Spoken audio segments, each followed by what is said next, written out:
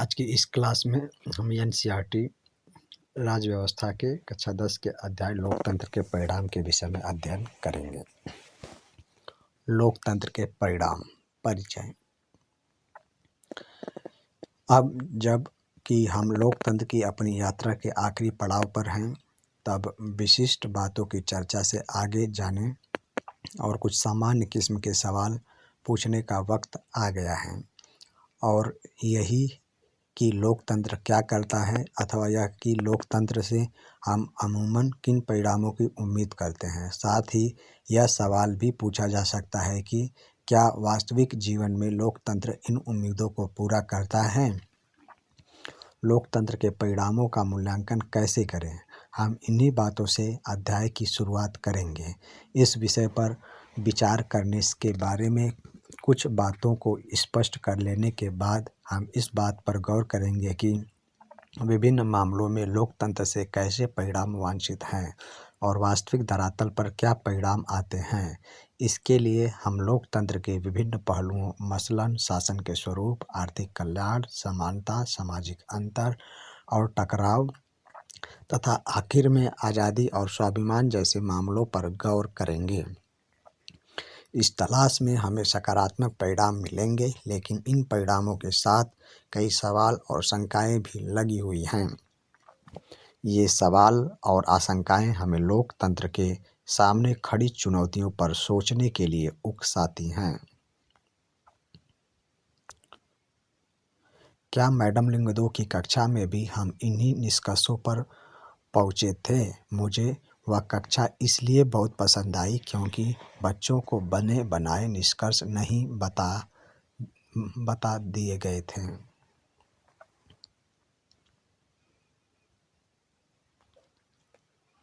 लोकतंत्र के परिणामों का मूल्यांकन कैसे करें।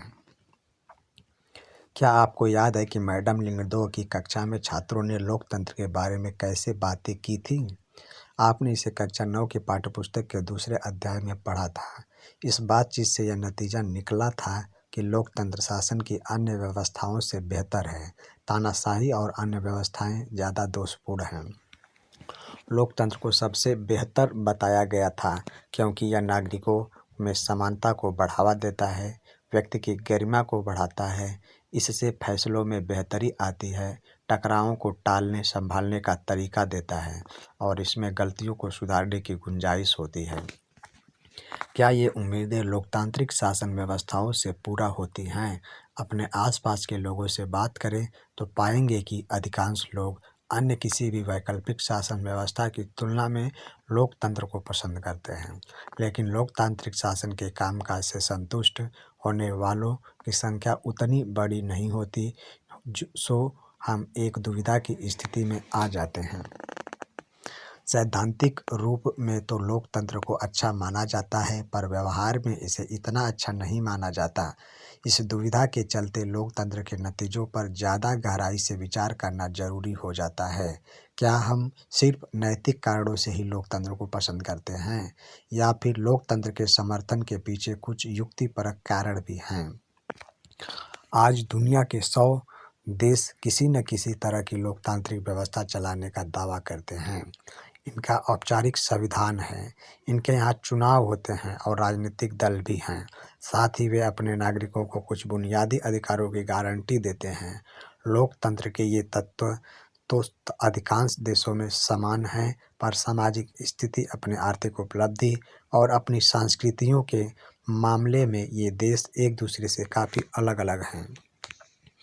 स्पष्ट है कि इन सबका लोकतांत्रिक शासन व्यवस्था के नतीजों पर भी असर पड़ता है और एक जगह जो उपलब्धि हो वह दूसरी जगह भी उसी तरह दिखे यह जरूरी नहीं है। लेकिन क्या ऐसी बुनियादी चीज़ है जिसकी उम्मीद हम हर लोकतांत्रिक शासन व्यवस्था से करेंगे ही। कई बार हम लोकतंत्र को हर मर्ज की दवा मान लेते हैं और उससे हर चीज़ की उम्मीद करने लगते हैं। लोकतंत्र के प्रति अपनी दिलचस्पी और दीवानगी के चलते अक्सर हम यह कह बैठते हैं कि लोकतंत्र सभी सामाजिक, आर्थिक और राजनीतिक समस्याओं का समाधान कर सकता है, और जब हमारी कुछ उम्मीदें पूरी नहीं होती तो हम लोकतंत्र की अवधारणा को ही दोष देने लगते हैं। हम यह संदेह करने लगते हैं कि क्या हम वास्तव में लोकतांत्रिक व्यवस्था में ही रह रहे हैं। लोकतंत्र के परिणामों के बारे में सावधानीपूर्वक विचार करने की दिशा में पहला कदम यही है कि हम पहले यह माने कि लोकतंत्र शासन का एक स्वरूप भर है। यह कुछ चीज़ों को हासिल करने की स्थितियां तो बना सकता है, पर नागरिकों को ही उन स्थितियों का लाभ लेकर अपने लक्ष्यों को हासिल करना होता है। इतना ही नहीं, लोकतंत्र का उन अनेक चीज़ों से ज़्यादा सरोकार नहीं होता जिनको हम बहुत मूल्यवान मानते हैं। लोकतंत्र हमारी सभी सामाजिक बुराइयों को मिटा देने वाली जादू की छड़ी भी नहीं है। तो आइए हम उन चीज़ों की जांच करें जिसकी उम्मीद हर लोकतांत्रिक व्यवस्था से की जा सकती है, और साथ ही लोकतंत्र के रिकॉर्ड पर भी नज़र डालें। क्या विविध प्रकार के दबाव झेलना और तरह तरह की मांगों को संतुष्ट करना ही लोकतंत्र है? To solve the border dispute, to get more DA, student demands to get a separate state as a protest against police excesses, democracy, to settle the language issue.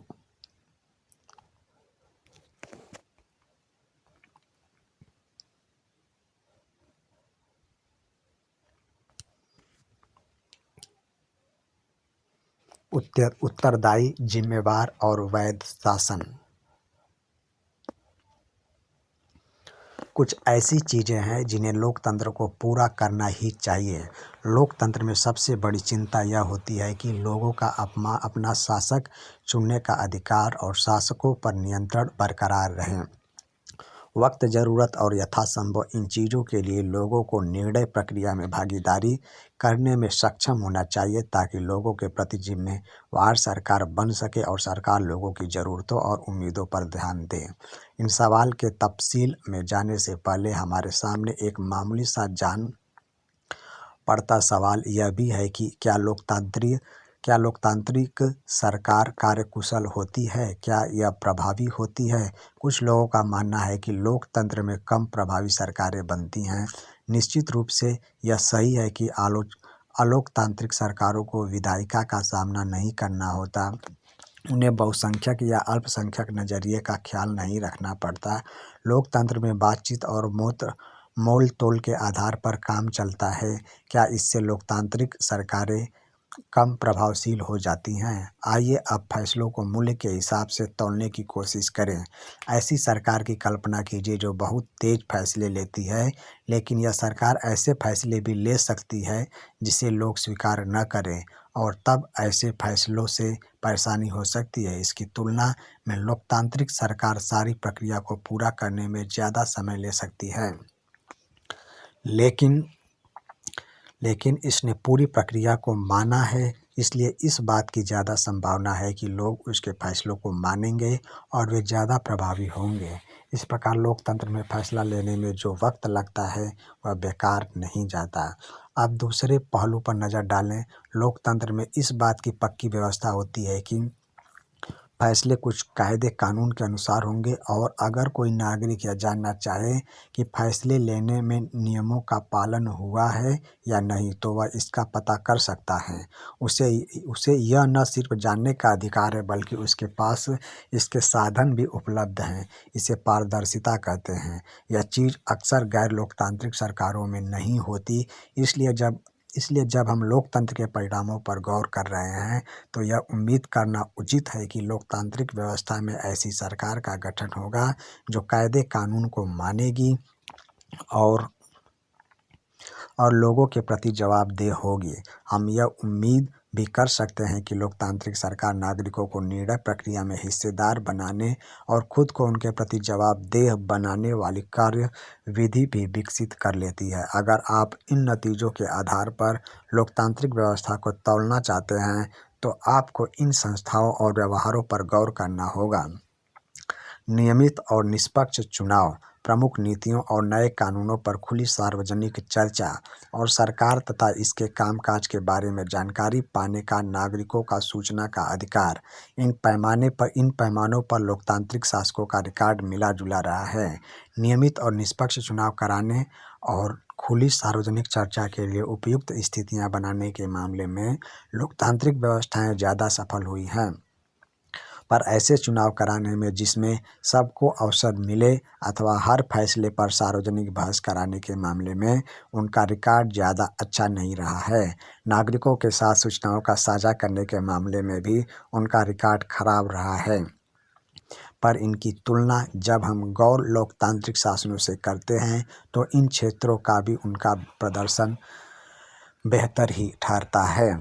एक व्यापक धरातल पर लोकतांत्रिक सरकारों से यह उम्मीद करना उचित ही है कि वे लोगों की ज़रूरतों और मांगों का ध्यान रखने वाली हो और कुल मिलाकर भ्रष्टाचार से मुक्त शासन दें। इन दो मामलों में भी लोकतांत्रिक सरकारों का रिकॉर्ड प्रभावशाली नहीं है। लोकतांत्रिक व्यवस्थाएं अक्सर लोगों को उनकी ज़रूरतों के लिए तरसाती हैं और आबादी के एक बड़े हिस्से की मांगों की उपेक्षा करती हैं। भ्रष्टाचार के आम किस्से इस बात की गवाही देते हैं कि लोकतांत्रिक व्यवस्था इस बुराई से मुक्त नहीं है, पर इसके साथ इस पर भी ध्यान दें कि गैर लोकतांत्रिक सरकारें कम भ्रष्ट हैं या लोगों की ज़रूरतों के प्रति संवेदनशील हैं। यह कहने का कोई आधार नहीं है। बहरहाल एक मामले में लोकतांत्रिक शासन व्यवस्था निश्चित रूप से अन्य शासनों से बेहतर है। यह वैध शासन व्यवस्था है। यह सुस्त हो सकती है, कम कार्यकुशल हो सकती है, इसमें भ्रष्टाचार हो सकता है। यह लोगों की ज़रूरतों की कुछ हद तक अनदेखी कर सकती है, लेकिन लोकतांत्रिक शासन व्यवस्था लोगों की अपनी शासन व्यवस्था है। इसी कारण पूरी दुनिया में लोकतंत्र के विचार के प्रति ज़बरदस्त समर्थन का भाव है।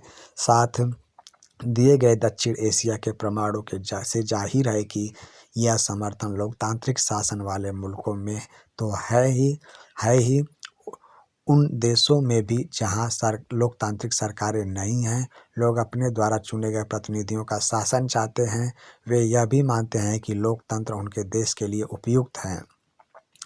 अपने लिए समर्थन पैदा करने की लोकतंत्र की क्षमता भी लोकतंत्र का एक परिणाम ही है और इसकी अनदेखी नहीं की जा सकती। पाकिस्तान को छोड़कर हर जगह लोकतंत्र को तानाशाही के ऊपर वरीयता।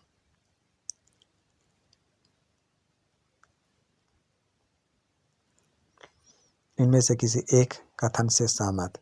दक्षिण कोरिया, लोकतंत्र बेहतर, कभी कभी तानाशाही बेहतर, कोई फर्क नहीं पड़ता।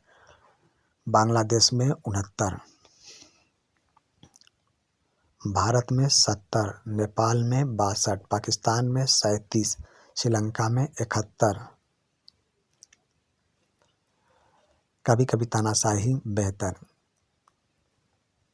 बांग्लादेश में 6, भारत में 9, नेपाल में 10, पाकिस्तान में 14, श्रीलंका में 11। कोई फर्क नहीं पड़ता। बांग्लादेश में 25, भारत में 21, नेपाल में 28, पाकिस्तान में 49, श्रीलंका में 18।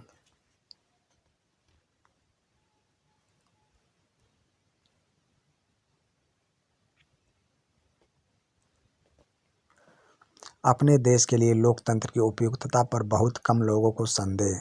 आपके देश के लिए लोकतंत्र कितना उपयुक्त है? बहुत उपयुक्त। दक्षिण एशिया में 88-12, बांग्लादेश में 93-7, बांग्लादेश में 93, श्रीलंका में 92, भारत में 92, पाकिस्तान में 84, नेपाल में 79, 0-50-100। लोकतंत्र के लिए भरपूर समर्थन। जनता द्वारा चुने गए शासकों के शासन से सहमत लोगों की संख्या। बहुत उपयुक्त। दक्षिण एशिया 94, श्रीलंका 98, बांग्लादेश 96, भारत 95, नेपाल 94, पाकिस्तान 81।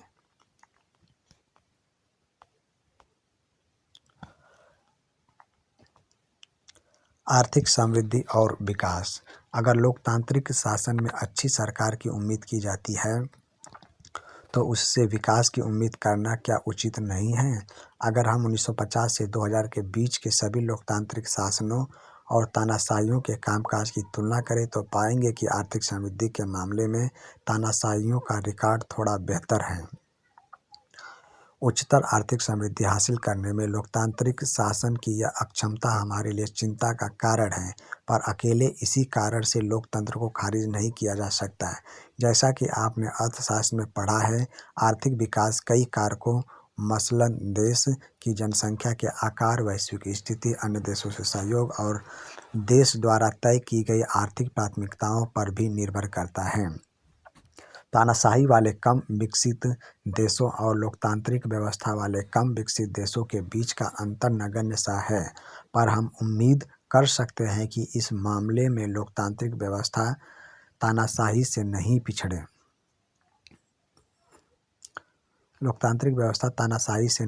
तानाशाही और लोकतांत्रिक शासन वाले देशों के आर्थिक विकास दर में अंतर भले ज़्यादा हो, लेकिन इसके बावजूद लोकतांत्रिक व्यवस्था का चुनाव ही बेहतर है, क्योंकि इसके अन्य अनेक सकारात्मक फायदे हैं। इस तथा इससे आगे की 3 पन्नों पर दिए गए कार्टून धनी और गरीब लोगों के बीच के अंतर को दिखाते हैं। क्या आर्थिक समृद्धि का लाभ सबको बराबर बराबर हुआ है? राष्ट्र के धन में अपनी हिस्सेदारी बढ़ाने के लिए गरीब किस तरह आवाज़ उठा सकते हैं?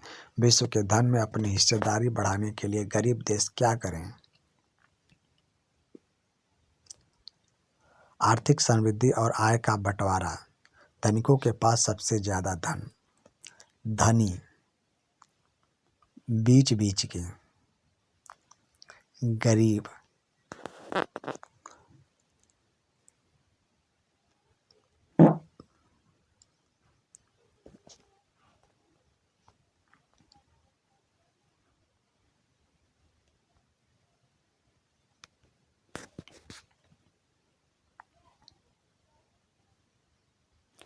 लोकतंत्र की आर्थिक उपलब्धियां। लोकतंत्र के पक्ष में दिए जाने वाले तर्क बड़े भावपूर्ण होते हैं। ऐसा होना भी चाहिए, क्योंकि लोकतंत्र का रिश्ता हमारे गहरे मूल्यों से है। इन तर्कों के इर्द गिर्द होने वाली बहसों को साधारण तरीके से नहीं निपटाया जा सकता। फिर भी तथ्यों और आंकड़ों के आधार पर लोकतंत्र के बारे में थोड़ी बहस चलाने में हर्ज नहीं है। लोकतंत्र की आर्थिक उपलब्धियों के बारे में भी ऐसी बहस की जा सकती है। वर्षों से लोकतंत्र के अनेक अध्येताओं ने सावधानीपूर्वक ऐसे प्रमाण इकट्ठा किए हैं जो बताते हैं कि लोकतंत्र का आर्थिक विकास और आर्थिक असमानताओं से कैसा रिश्ता है। यहाँ दिए गए चार्ट और नक्शों में ऐसे कुछ प्रमाण दिए गए हैं। चार्ट 1 बताता है कि आर्थिक विकास के मामले में तानाशाहियों का रिकॉर्ड थोड़ा बेहतर है, लेकिन जब हम सिर्फ गरीब मुल्कों के रिकॉर्ड की ही तुलना करते हैं तो अंतर लगभग समाप्त हो जाता है। ओ मेरे प्यारे बच्चे, तुम इतना नीचे कैसे रह गए? आवास, स्वास्थ्य सुविधा, स्कूल, भोग, तुम ही बताओ। चार्ट 2 बताता है कि लोकतांत्रिक शासन के अंदर भी भारी आर्थिक असमानता हो सकती है। दक्षिण अफ्रीका और ब्राज़ील जैसे देशों में ऊपरी 20% लोगों का ही कुल राष्ट्रीय आय के 60% हिस्से पर कब्जा है, जबकि सबसे नीचे के 20% लोग राष्ट्रीय आय के मात्र 3% हिस्से पर जीवन बसर करते हैं। डेनमार्क और हंगरी जैसे मुल्क इस मामले में कहीं ज़्यादा बेहतर कहे जाएंगे। आप कार्टून में देख सकते हैं कि गरीब वर्ग के आगे सदा अवसरों की असमानता बरकरार रहती है। अगर आमदनी के समान वितरण और आर्थिक प्रगति को आधार मानकर ही लोकतांत्रिक व्यवस्थाओं के आर्थिक कामकाज का मूल्यांकन करना हो तो आपका फैसला क्या होगा? चार्ट 1 विभिन्न देशों में आर्थिक विकास की दरें 1950 से 2000। शासन का प्रकार और देश। विकास दर। सभी लोकतांत्रिक शासन 3.95, सभी तानाशाहियाँ 4.42, तानाशाही वाले गरीब देश 4.34, लोकतंत्र वाले गरीब देश 4.28। स्रोत एडम प्रेजवस्की, माइकल इवेस। चार्ट 2, चुने हुए देशों में आय की असमानता। देशों के नाम, राष्ट्रीय आय में प्रतिशत हिस्सा। दक्षिण अफ्रीका ऊपर का 20%, नीचे का 20%। दक्षिण अफ्रीका 64.8%, 2.9%। ब्राज़ील 63.0%, 2.6%। रूस 53.7%, 4.4%। अमेरिका 50.0%, 4.0%। ब्रिटेन 45.0%, 6.0%। डेनमार्क 34.5%, 9.6%। हंगरी 34.4%, 10.0%। असमानता और गरीबी में कमी। आर्थिक समृद्धि की बात तो खैर है ही, लेकिन लोकतांत्रिक व्यवस्थाओं से यह उम्मीद रखना कहीं ज़्यादा तर्कसंगत है कि वे आर्थिक असमानता को कम करेंगी। जब देश में आर्थिक विकास तेज हो, तब भी क्या आमदनी का वितरण इस तरह हो पाता है कि सभी को उसका बराबर बराबर लाभ मिले और सभी लोग बेहतर जीवन गुजार सकें? क्या लोकतांत्रिक व्यवस्था में आर्थिक समृद्धि और लोगों के बीच आर्थिक असमानता का बढ़ना साथ साथ होता है? क्या लोकतंत्र आने से अवसरों और वस्तुओं का न्यायपूर्ण वितरण हो पाता है? गरीब की आवाज़। लोकतांत्रिक व्यवस्था राजनीतिक समानता पर आधारित होती है। प्रतिनिधियों के चुनाव में हर व्यक्ति का वजन बराबर होता है। व्यक्तियों को राजनीतिक क्षेत्र में परस्पर बराबरी का दर्जा तो मिल जाता है, लेकिन इसके साथ साथ हम आर्थिक असमानता को भी बढ़ता हुआ पाते हैं। मुट्ठी भर धन कुबेर आय और संपत्ति में अपने अनुपात से बहुत ज़्यादा हिस्सा पाते हैं। इतना ही नहीं, देश की कुल आय में उनका हिस्सा भी बढ़ता गया है। समाज के सबसे निचले हिस्से के लोगों को जीवन बसर करने के लिए काफ़ी कम साधन मिलते हैं। उनकी आमदनी गिरती गई है। कई बार उन्हें भोजन, कपड़ा, मकान, शिक्षा और इलाज जैसी बुनियादी ज़रूरतें पूरी करने में मुश्किल आती है। वास्तविक जीवन में लोकतांत्रिक व्यवस्थाएं आर्थिक असमानताओं को कम करने में ज़्यादा सफल नहीं हो पाई हैं। अर्थशास्त्र की कक्षा 9 की पाठ्यपुस्तक में आपने भारत की गरीबी के बारे में पढ़ा है। हमारे मतदाताओं में गरीबों की संख्या काफ़ी बड़ी है, इसलिए कोई भी पार्टी उनके मतों से हाथ धोना नहीं चाहेगी। फिर भी लोकतांत्रिक ढंग से निर्वाचित सरकारें गरीबी के सवाल पर उतना ध्यान देने को तत्पर नहीं जान पड़ती जितने कि आप उनसे उम्मीद करते हैं। कुछ अन्य देशों में हालत इससे भी ज़्यादा खराब हैं। बांग्लादेश में आधी से ज़्यादा आबादी गरीबी में जीवन गुजारती है। अनेक गरीब देशों के लोग अपनी खाद्य आपूर्ति के लिए भी अब अमीर देशों पर निर्भर हो गए हैं। लोकतंत्र का मतलब है बहुमत का शासन। गरीबों का बहुमत है, इसलिए लोकतंत्र का मतलब हुआ गरीबों का राज। पर ऐसा होता क्यों नहीं है?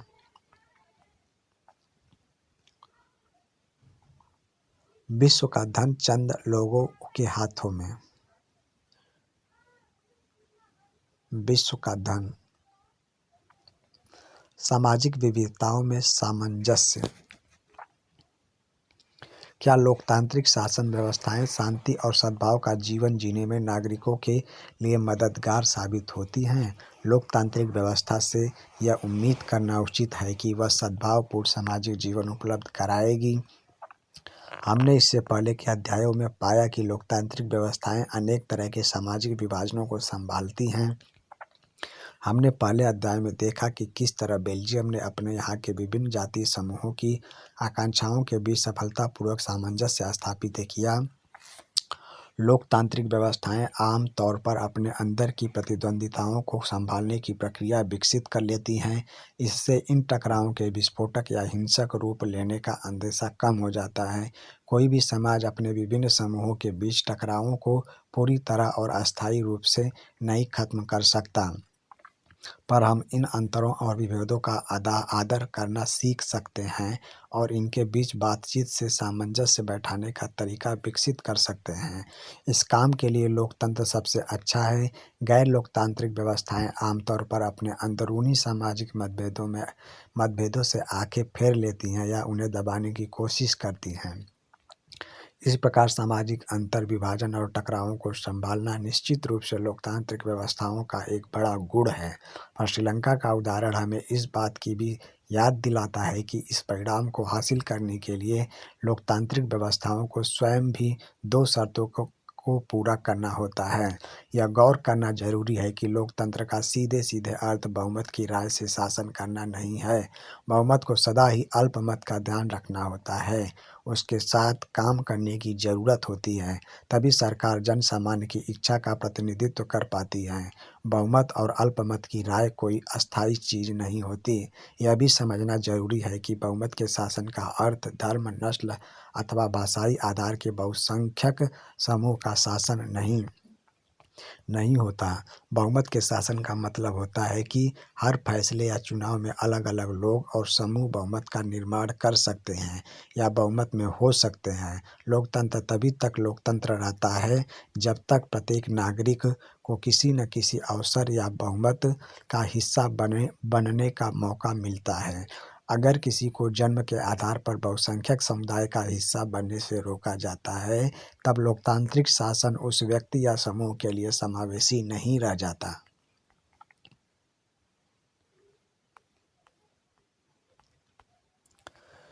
आपके कहने का मतलब सिर्फ इतना है कि लोकतंत्र में इस बात का पक्का इंतजाम होता है कि लोग एक दूसरे का सिर न फोड़े। यह तो सद्भाव की स्थिति नहीं हुई। क्या हम इतने भर से संतोष कर लें?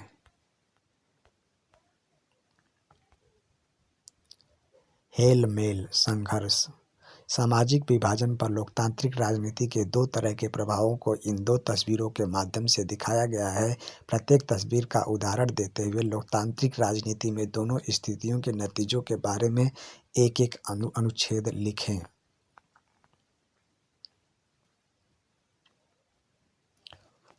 नागरिकों की गरिमा और आज़ादी।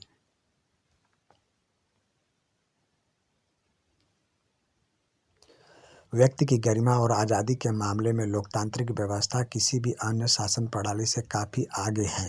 प्रत्येक व्यक्ति अपने साथ के लोगों से सम्मान पाना चाहता है। अक्सर टकराव तभी पैदा होते हैं जब कुछ लोगों को लगता है कि उनके साथ सम्मान का व्यवहार नहीं किया गया। गरिमा और आज़ादी की चाह ही लोकतंत्र का आधार है। दुनिया भर की लोकतांत्रिक व्यवस्थाएं इस चीज़ को मानती हैं, कम से कम सिद्धांत के तौर पर तो ज़रूर। अलग अलग लोकतांत्रिक व्यवस्थाओं में इन बातों पर अलग अलग स्तर का आचरण होता है। लोकतांत्रिक सरकारें सदा नागरिकों के अधिकारों का सम्मान नहीं करती। फिर जो समाज लंबे समय तक गुलामी में रहे हैं, उनके लिए यह एहसास करना आसान नहीं है कि सभी व्यक्ति बराबर हैं। यहाँ स्त्रियों की गरिमा का ही उदाहरण लें। दुनिया के अधिकांश समाज पुरुष प्रधान समाज रहे हैं। महिलाओं के लंबे संघर्ष के बाद अब जाकर यह माना जाने लगा है कि महिलाओं के साथ गरिमा और समानता का व्यवहार लोकतंत्र की जरूरी शर्त है। और आज अगर कहीं यह हालत है तो उसका यह मतलब नहीं कि औरतों के साथ सदा से सम्मान का व्यवहार हुआ है। बहरहाल एक बार जब सिद्धांत रूप में इस बात को स्वीकार कर लिया गया है, तो अब औरतों के लिए वैधानिक और नैतिक रूप से अपने प्रति गलत मान्यताओं और व्यवहारों के खिलाफ संघर्ष करना आसान हो गया है। अलोकतांत्रिक व्यवस्था में यह बात संभव न थी, क्योंकि वहाँ व्यक्तिगत आज़ादी और गरिमा न तो वैधानिक रूप से मान्य है, न नैतिक रूप से। यही बात जातिगत असमानता पर भी लागू होती है। भारत में लोकतांत्रिक व्यवस्था ने कमज़ोर और भेदभाव का शिकार हुई जातियों के लोगों के समान दर्जे और समान अवसर के दावे को बल दिया है। आज भी जातिगत भेदभाव और दमन के उदाहरण देखने को मिलते हैं, पर इसके पक्ष में कानूनी या नैतिक बल नहीं होता। संभवतः इसी एहसास के चलते आम लोग अपने लोकतांत्रिक अधिकारों के प्रति ज़्यादा चौकस हुए हैं। लोकतंत्र से लगाई गई उम्मीदों को किसी लोकतांत्रिक देश के मूल्यांकन का आधार भी बनाया जा सकता है। लोकतंत्र की एक खासियत है कि इसकी जांच परख और परीक्षा कभी खत्म नहीं होती। वह एक जांच पर खरा उतरे तो अगली जांच आ जाती है। लोगों को जब लोकतंत्र से थोड़ा लाभ मिल जाता है तो वे और लाभों की मांग करने लगते हैं। वे लोकतंत्र से और अच्छा काम चाहते हैं। यही कारण है कि जब हम उनसे लोकतंत्र के कामकाज के बारे में पूछते हैं तो वे हमेशा लोकतंत्र से जुड़ी अपनी अन्य अपेक्षाओं का पुलिंदा खोल देते हैं और शिकायतों का अंबार लगा देते हैं। शिकायतों का बने रहना भी लोकतंत्र की सफलता की गवाही देता है। इससे पता चलता है कि लोग सचेत हो गए हैं और वे सत्ता में बैठे लोगों के कामकाज का आलोचनात्मक मूल्यांकन करने लगे हैं।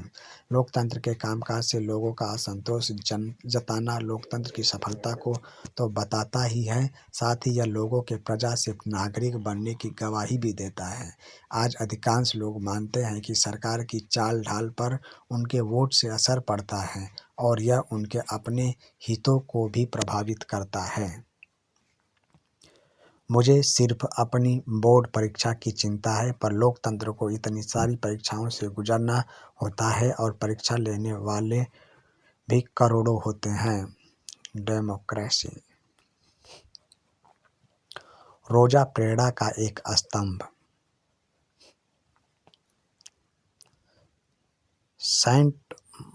सेंट बैंगले केगल कार्टूस हमारे आज के नेता। बहन जी, यह सीट मेरी है। नैतिक साहस और रोजा पार्क्स। ऊपर दिए गए कार्टून या ग्राफ को देखें। दोनों में इस हिस्से में उठाए गए मुद्दों, नागरिक की गरिमा और आज़ादी को दर्शाया गया है। कार्टून या ग्राफ से जुड़ने वाली पंक्तियों को रेखांकित करें। क्या आप बता सकते हैं कि रोजा पार्क्स कौन थी और यहाँ किस घटना का जिक्र किया गया है? जो लोग मानते हैं हमारे वोट का असर पड़ता है। दक्षिण एशिया 65%, बांग्लादेश 66%, भारत 67%, नेपाल 75%, पाकिस्तान 50%, श्रीलंका 65%। स्रोत SDSA team state of democracy in south Asia, Delhi, Oxford university press 2007। आज की क्लास का यह अध्याय समाप्त हुआ। धन्यवाद।